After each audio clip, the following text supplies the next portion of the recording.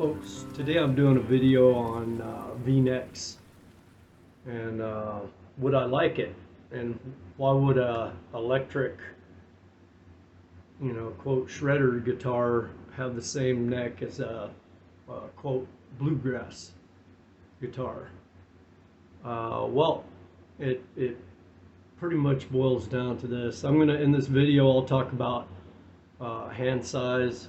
I'll talk about neck shapes, why I really like this one, which is that V-neck, and how I found out about it, and how the radius relates to different play styles, bar chords versus, like a Stevie Ray Vaughan style or something like this. Anyhow, real quick, on my background, I had a acoustic guitar to start, and then an old Yamaha that I played for a long time, and then I got an electric, and really got into trying to learn how to play some Stevie Ray Vaughan stuff and things like this. And then I just recently, maybe a year and a half ago or so, I got revitalized kind of back into bluegrass again, and that style of playing and everything. And I recently picked up this Recording King RD-328, and I bought it because of the the Adirondack top, the rosewood sides, and everything else. I like the vintage styling, the open pick tuners and everything else. And then after playing it for a while, I found out about this V-neck. You can see the shape of it here, and coming from a Stevie Ray Vaughan style of playing,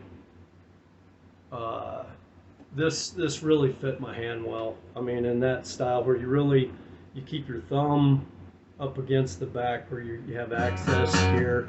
It fills that V right here in the back of your hand, and you have the right amount of room, for me, on the top side to use your hands across the neck like this, as you would, and keep your hands supported at the same time by the V.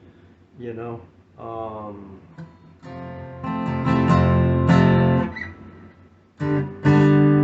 I'm just totally grabbing. I'm like grabbing a hold of it. I'm not trying to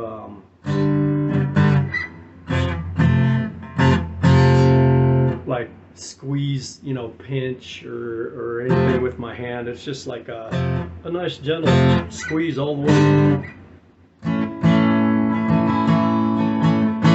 And then just I know this is playing it's really nice. And how this guitar got a V-neck is interesting, because this is basically a copy of a Gibson, like a pre-war Gibson guitar that Montgomery Ward's was making back in like the 20s and 30s, and Recording King came out and was emulating those, and a few of those had this V-neck, and they decided to put that on this, which I'm grateful they did. And I don't know if what the play style had to do with it. From what I've read, from what I've been able to discover, is it more of a strength issue, truss rods and things like that.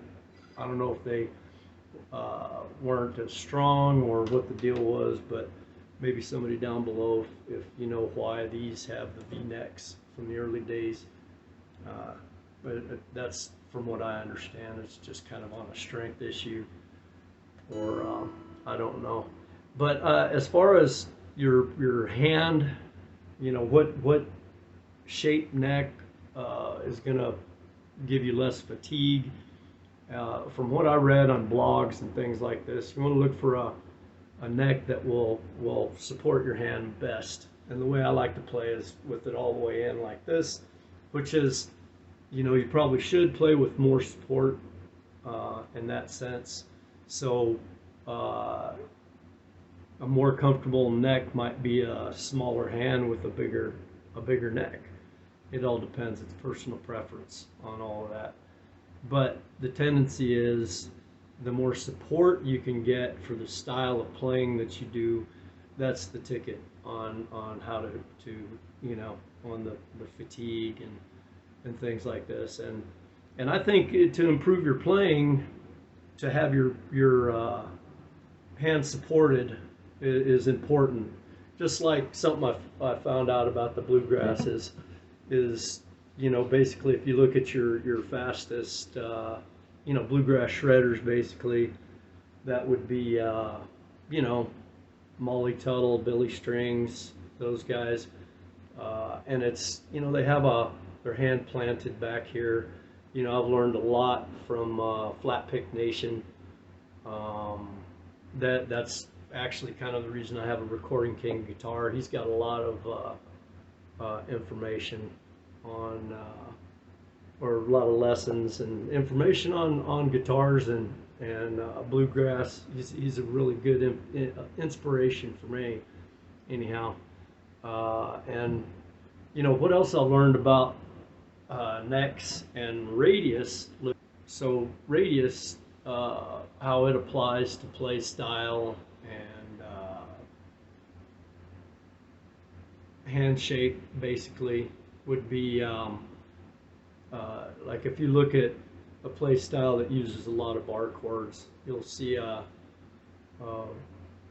lower radius, basically, so of like a 7.5, which basically means if you got the guitar, you're looking at it this way, handwise, and then you've got a circle that has a 7.5-inch radius, so you got 15-inch circle, right there with the 17-inch diameter. This, looking at it endwise, the curve of this right here, your playing surface will be, match the curve of that circle. So, like the bigger the number, the bigger the circle, so the less the curve, the more flat. So, I believe this is a 16, which would be a 32-inch circle. So, just this piece of that would be your radius. So, I think more of the question is why does that more curved surface work better for bar chords? And I think it would work best for the backside of the neck as well, because when your hand is your bar chording,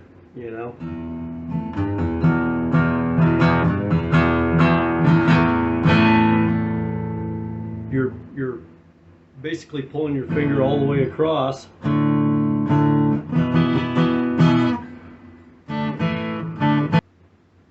So when you're playing bass bar chords, you want a radius. You want a more curved neck, because your hand is, as you fret like this, your finger definitely has a tendency, like your hand's a C. So you want the bottom of your neck to be a C, and you want your fretboard to be a C as well on the top. And that would be the most ergonomic solution to bar chords, Whereas in classical, it's single hits, more flat, and just like, a higher radius, you're going to have a flatter fretboard. As far as, I haven't looked at the electric guitars on this with the V-necks. They probably have flatter fretboards, I imagine, because, it's just single notes you're trying to do, and not the bar chords in that situation, the same thing. So, as far as the comfort goes, I would say just find a neck that you can switch.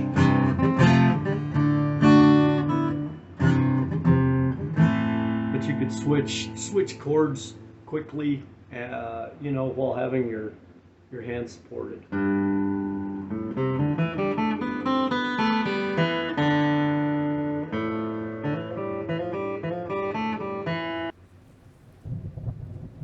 I guess that's about it. Thanks for watching.